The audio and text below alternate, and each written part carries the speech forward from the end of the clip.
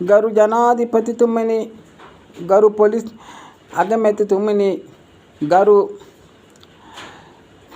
බුද්ධ ශාසන ඇමතිතුමනි, බෞද්ධ කටයුතු කොමසාරිස්තුමනි, පොලිස්පතිතුමනි, පොලිස් ඇමතිතුමනි,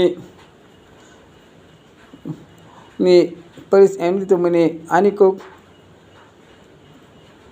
ඇමතිවරු, අමාත්‍යවරු, විපක්ෂ නායකවරු, ඒ වගේම 225 පාර්ලිමේන්තු පක්ෂ විපක්ෂ මැති ඇමතිවරුනි, මා දුම්හිඳ ආරණ්‍ය සේනාසනාධිපති වීහේනේ මිලින්ද සිරිහිමි මේ බෞද්ධ සිද්ධාස්ථානයේ 1950 ආරම්භ වෙච්ච 2001 සිට මේ දක්වා මා පවත්වාගෙන යන්නේමි. මේට අධර්මවාදී මිත්‍යා දෘෂ්ටික මේ පනාතේ අය විසින් මේ ස්ථානය ගැනීමට නොහැකි නම් විවිධ උපක්‍රම ශීලී කටයුතු කර කරදර බාධක කරපු බව අප්‍රමාණයි.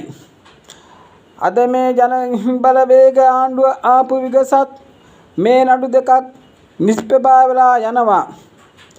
ඒක නමුත් දිගින් දිගටම බදුල්ල පොලිසිය ඍජුව ඒකාන්තයෙන්ම මාහට අගතිගාමීව වැරදි සහගතව ඍජුව දිගින් දිගටම දානවා.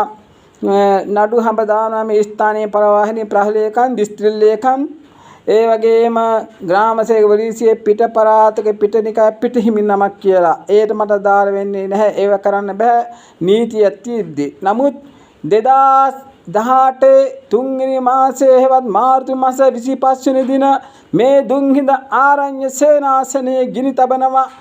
ඒට සැකකරුවෝ 3 දෙනෙකු යොමු වෙනවා.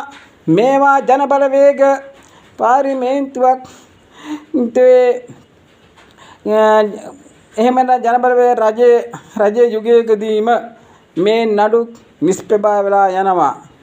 නමුත් සැකකරුවෝ කවුරු වුණත් මට පළක් නැත. මම ඉල්ලා සිටිනවා ගරු මා ඉහත සඳහන් කර හැමදෙනාගෙන්ම මේට සාධාරණ විසඳුමක් දෙන මේ මංකොල්ල අපරාධකාරයෝ නීතියේ රැහැනට ගෙන්වන්න ගිනිතු කට්ටියව